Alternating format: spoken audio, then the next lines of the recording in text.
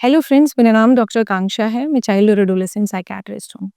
आप लोग अक्सर स्ट्रगल करते हैं और वरीड रहते हैं कि बच्चे की स्पीच कैसे शुरू करवाएं।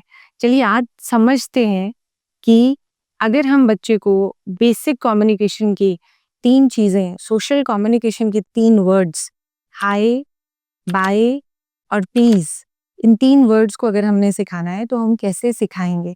एक चीज़ समझिए, सिर्फ बुलवा के कोई फ़ायदा नहीं है, क्योंकि अक्सर पेरेंट्स क्लिनिक्स में बोलते हैं कि मैम ये बाय करता है, चलो बाय करके दिखाओ। तो बच्चा कहीं और देख रहा है और वो या ऐसे बाय कर रहा है या वो ऐसे बाय कर रहा है, पर वो देख कहीं और रहा है। ज़्यादातर ऐसे बाय करते हैं, राइट? और आप उसका हाथ टर्न करके जो भी सामने होता है, उसके सामने करते हैं कि नहीं बाय ऐसे नहीं, ऐसे होती है। आपको समझना है कि वो जो आप जेस्चर करा रहे हो या वो जो आप बेसिक सोशल स्किल्स उसको सिखाने की कोशिश कर रहे हो, क्या उसे समझ आ रहा है, राइट? सो इसलिए हमारी ये जो वीडियो है ये है कि आप बच्चे को समझाओगे कैसे कि जो हम ये बेसिक वर्ड्स यूज कर रहे हैं वो कैसे करना है। तो ये हमारा चीकू है जो हमारे पिछले वीडियो में भी आपके साथ था।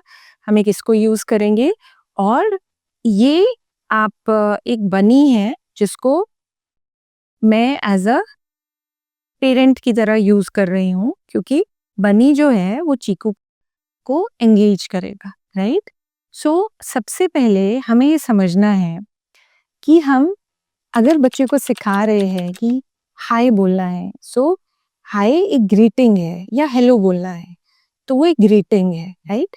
सो इसे कैसे पता कि ग्रीटिंग है? तो कुछ 2 एक्टिविटीज हैं जो आपने घर पे बच्चे के साथ करनी है।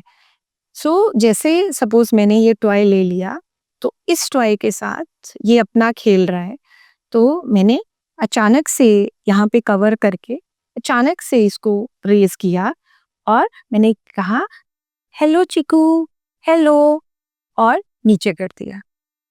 तो चीकू के विजुअल स्पेस में आपने एक ऑब्जेक्ट ऐड किया जो आ रहा है और चला जा रहा है, तो चीकू ढूंढेगा कि क्या हुआ, कहाँ हुआ। तो जैसे ही चीकू देखने लगेगा, फिर से कीजिए हेलो चीकू, हटा दीजिए। चीकू स्माइल करेगा या चीकू एटलीस्ट अवेयर होगा कि कोई आ रहा है और कोई जा रहा है। इसके ब्रेन में क्या कॉम्प्रिहेंशन जाएगी कि आना और जाना, उस टाइम पे हम हेलो या हाय करते हैं, आने पे करते हैं जैसे हाय, तो ये देखेगा कौन था, फिर से लेके आइए हाय, फिर चला जाएगा। यहाँ पे हाय का एक मीनिंगफुल पर्पस आएगा। आप किसी हैंड पपेट के साथ कर सकते हैं, आप कोई टॉय, अगर आपके पास कोई सॉफ्ट टॉय है उसके साथ कर सकते हैं। दूसरी चीज जो है, जो इम्पोर्टेंट है, वो है अब चलिए बाय कैसे सिखाएंगे।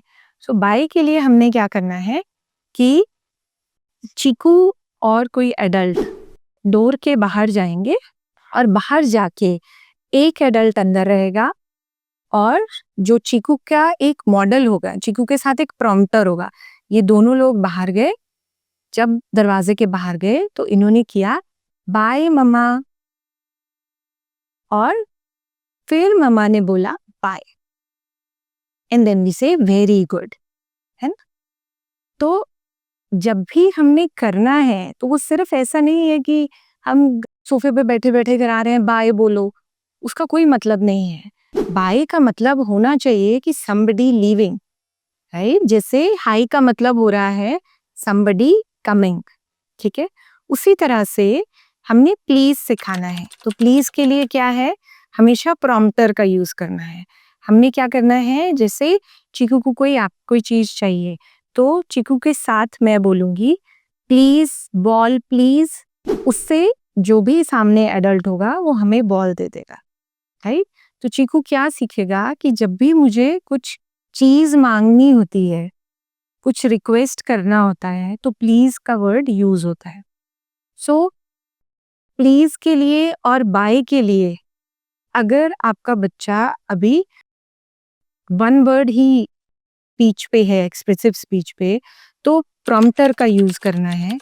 उससे बच्चा समझ क्या रहा है, सेटिंग समझ रहा है कि कौन सी सेटिंग में इस वर्ड को यूज करना है।